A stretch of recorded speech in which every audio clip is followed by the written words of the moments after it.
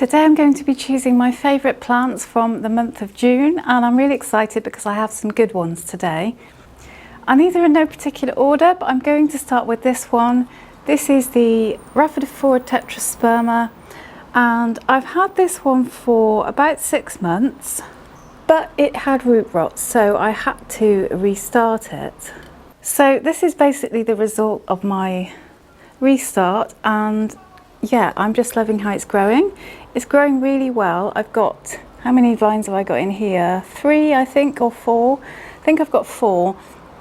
But I'm really happy that this has taken off because, yeah, I was a little bit sad that this plant had root rot because it wasn't really that long after I bought it that it ended up going downhill. I think it already had root rot when it was in the shop and I just didn't notice. But it's now growing back so nicely, and yeah, it's really healthy. I think the roots are growing at the bottom of the pot too, so it's definitely going to need a repot soon. But now that it's got going and that it's nice and rooted, it's growing really lovely and healthy and lush. And yeah, I did take quite a few cuttings from this plant, and these are the ones that survived. Some of them didn't. That's probably one piece of advice I'd give you if you're going to propagate a plant. Definitely do more than one, because sometimes you get failures, and yeah, there's not really anything you can do about it necessarily. It might just be that that cutting in particular didn't succeed. There's not really a reason why, it just some of them don't survive. But yeah, I'm really glad to have this plant because it's one that I had on my wish list for quite some time. And I'm just really pleased that it's now growing nicely, and it's kind of good timing too because we're just going into summer here in the UK, so it's going to get a little bit of growing time. And I just think this is one of the coolest plants. For me, it's a little bit easier than a Monstera deliciosa, even though the two are not related. They both kind of have split leaves, but this one's a little bit more small and compact, if you know what I mean, whereas I find Monstera deliciosas can be a bit overwhelming. They do get quite big. So yeah, this does actually have the nickname Mini Monstera because of the small leaves with fenestrations, but it's not actually related to the Monstera deliciosa.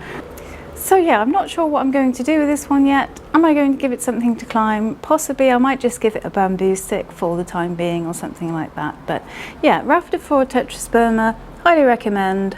And this time I'm going to be really careful not to let this one rot, because it does seem to be a plant that's prone to root rot. When I bought this from the shop, there were loads in the shop that already had root rot. Maybe it's just one of those plants that suffers from it, so I'll have to be very careful, especially when we go into the winter months.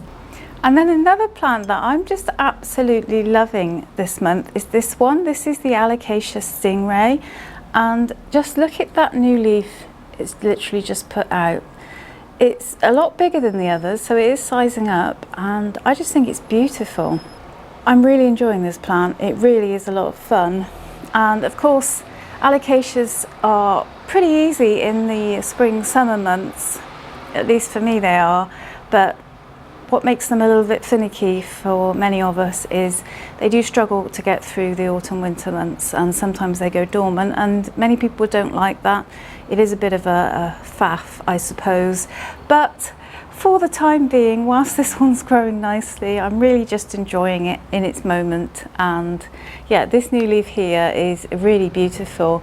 It's definitely got bigger, and this one has been watered today. You might notice that it's a bit wet because it's had a little wash. Try and get that, the water's pooling on it, but yeah, it's had a little wash today, and it's had some lovely water. And yeah, I think it's probably working on another leaf. It does seem to be kind of putting them out pretty quickly, one after the other. I do actually keep this one in my bathroom at the moment. It was a bit of a trial to see if it liked it in there. The reason I put it in there was because I really wanted it to have some extra humidity, and I wanted that to kind of help it to feel at home, so to speak. But the spot I put it in is a little bit risky because it does get just a little bit of direct sun in the afternoon, but so far it seems fine with that, so I haven't moved it.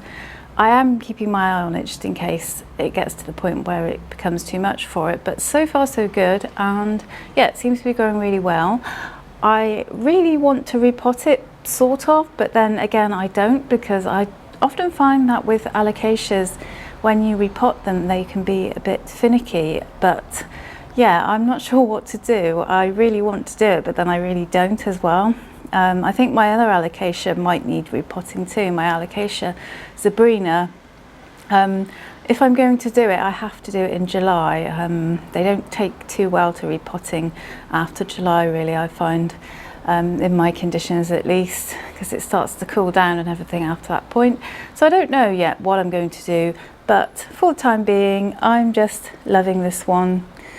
And yeah, I'm really glad that my husband chose this one. I didn't actually pick this one up, my husband chose it, he really wanted it. And I'm actually really glad he did, because I'd kind of put myself on an Alocasia ban, but they are really beautiful though, I have to admit, and you know, maybe they're worth the effort. Next is a plant that I don't know if I've showed you for a while. This is the black pagoda lipstick plant, but yeah, I'm just loving this one because look how full it's growing. It's growing so much new growth at the moment, and yeah, it's just really taking off. And I did actually take a few cuttings from this one. Not only did I take cuttings, but I also gave it a really good prune back, just because it had quite a lot of straggly leaves and browning and stuff from over the winter. So I did give it a bit of a prune back, and I was slightly worried, would it come back, you know, would it make its comeback? But it has. It's really responded well. You can see there in the top of the pot there's more coming out too, and there's just growth points, loads of new growth coming out all over the place. And yeah, so I'm actually really glad that I pruned it, and it worked out okay, because it was kind of my first time pruning this plant this year. I think I got this plant last year. How long have I had it? I've had it for 9 months, so yeah, I must have got it kind of last year at the end of the season. I think this might be my first proper full kind of growing season with it. But yeah, I'm just really happy with this one. It's really easygoing and it's just lovely. I have mine on a bookcase. It just looks lovely, kind of cascading from a shelf. And yeah, it's one of those jungly plants that kind of gives our home that lovely jungly feel that many of us are going for. And yeah, I just love how well it's growing right now. It's really, really coming into its own. It did struggle a little bit over winter, I think, probably just because of the lack of light and things like that. But I'm glad that I saw it through and waited for it to make a comeback, because it really is looking lovely now.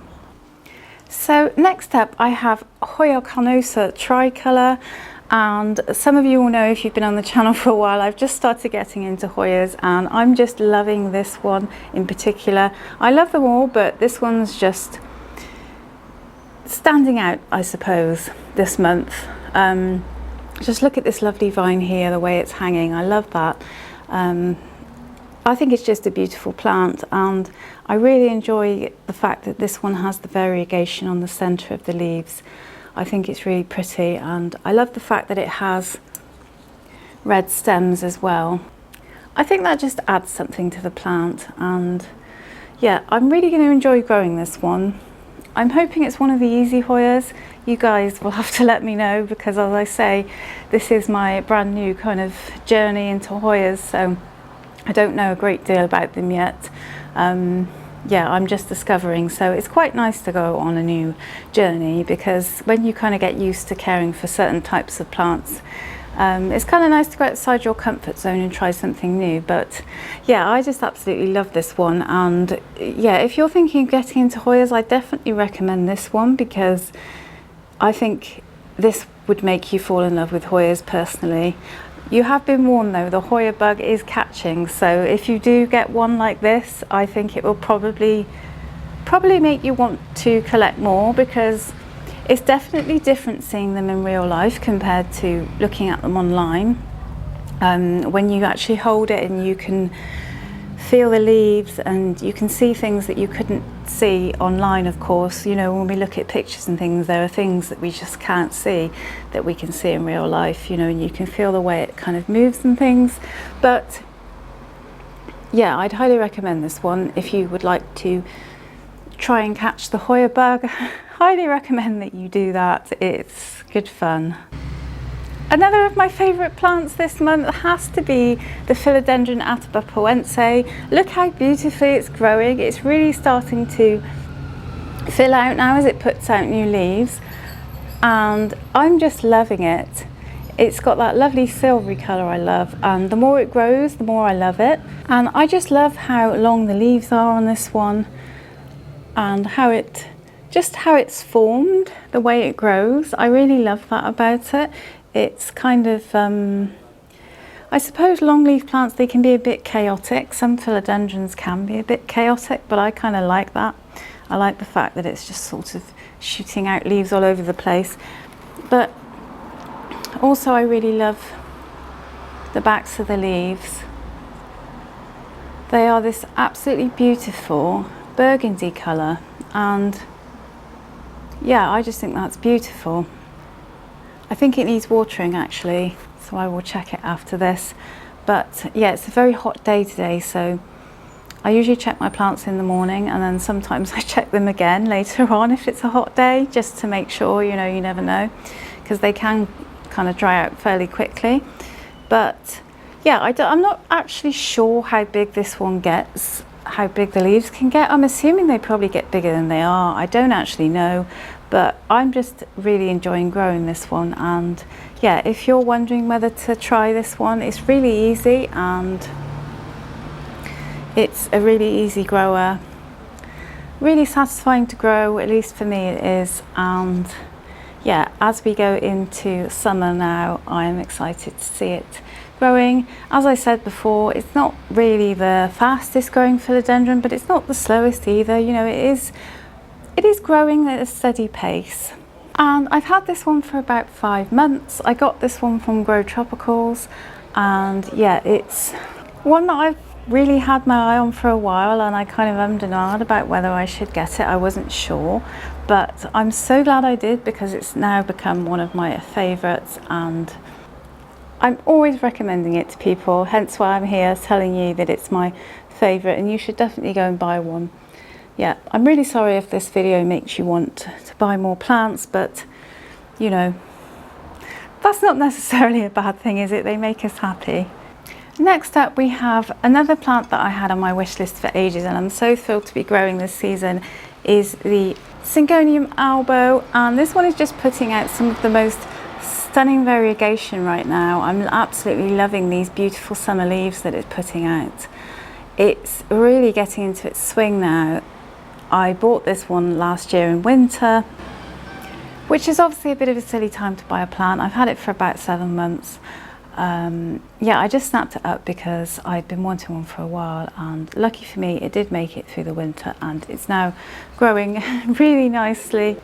But I'm definitely noticing lots more variegation with this one as the light increases, and yeah, it's quite a random plant too, so you get all different types of variegation on it, and you even get the odd green leaf too, which I actually don't mind. I'm looking forward to probably next year propagating this plant. I'm going to make loads of Syngonium albos, but also I'd like to make some plain green ones too, so I'm planning on taking some cuttings from just the green leaves too, and just making green ones, because yeah, I just love Syngoniums personally. I know they're not for everyone, but they are for me. I really like them, and yeah, this one, as I said, was a real wish list plant for me. I wanted it for absolutely ages, and I did actually get another one which ended up succumbing to root rot, unfortunately. So yeah, this was my second chance, and I've been taking such good care of it to try and really nurture it. I've seen lots of different Syngoniums that people have got on social media and everything, and I see these amazing big bushy Syngonium albos, and I think I definitely want one of those. So yeah, fingers crossed I will get there eventually. We're not quite at the stage yet where it's getting huge, but it is starting to vine, so who knows, I don't know, maybe it will take off this year or maybe it will wait till next year. I don't really mind, I'm just really happy to have it in my collection. I had to zoom you out a little bit for this one. This one is my Syngonium mojito, and I have actually had this one for 1 year, but the reason it's looking so small, although it is catching up now, is because I reset this one at the beginning of spring. So a few months ago I chopped it right back, and this is the result. And you can see that it's really starting to grow back, and I'm finding this one so fun to grow back. I'm really glad I chopped it. I was a bit nervous, but it had a bit of a difficult winter and it had quite a lot of spider mite damage. It wasn't doing too great, so I decided to just go for it and chop it at the beginning of spring, and I'm really glad I did, because as you can see it's starting to grow back so nicely now. It's so bushy and beautiful, and yeah, it's putting out some of the weirdest leaves I've ever seen, and I really love that about it. As well as chopping it back, I did also plant some propagations back into the pot too, because I did propagate all the bits and bobs that I chopped off of it, of course, and yeah, I put a few of those back into the pot, and it's growing so nicely, as you can see. And yeah, I'm just really happy with this one because it's very, very high on my favourites list when it comes to plants, and I was a little bit worried that it wouldn't make a comeback. I'm not really sure why, because I know that plants grow back, but you never know, do you, what can go wrong. But to be honest with you, eventually I just let go and decided to accept whatever happened, and this is what I've got so far. So yeah, I'm hoping it will grow to the top of this pole by the end of summer. What do you think? Do you think it will grow to the top of this pole? I do. I really think it will reach the top of this pole by the end of summer, just because it's a really fast grower, and yeah, I think it will. It's putting out loads of new growth very quickly. So yeah, Syngonium mojito. So there are quite a few Syngoniums on the list this month, but I had to include my Syngonium white butterfly. This is my oldest Syngonium, and as you can see, it's huge. I've had this for quite a number of years now. I'm not actually sure how many years, because it was one that I had before I started my YouTube channel, so I wasn't documenting back then, I was just experimenting. But I'm just loving how big and bushy this Syngonium is getting. I do keep adding plants back into the pot too every year. I'm not doing that this year because I feel like it's already bushy enough, but last year I took loads of propagations from this plant and I put them back in the pot. As well as that, it does actually just sprout out loads of babies too. So yeah, it's a really nice bushy plant, and it really does bring me joy. I really love it. I do have to be very careful about pests, because pests tend to love this plant. I think because it's so juicy and tender, they just absolutely love it. But as long as I keep on top of that, it's fine. And it's a really easy grower too. And out of all the Syngoniums, I'd say this was one of the fastest growers.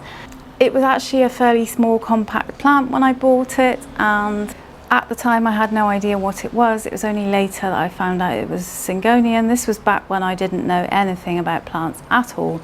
But yeah, it's one of my plants that I'm most proud of, because I've had it for a long time and I've managed to keep it alive, and every year summer it just gives me so many beautiful leaves. And yeah, I just really love this plant. It's a really beautiful one, and I know a lot of people kind of either love Syngoniums or hate them because of their kind of habit of getting quite messy, but they're okay if you give them something to climb, or if you constantly keep kind of pruning them and stuff. They do require a little bit of maintenance, unless you really like the incredibly messy look, of course.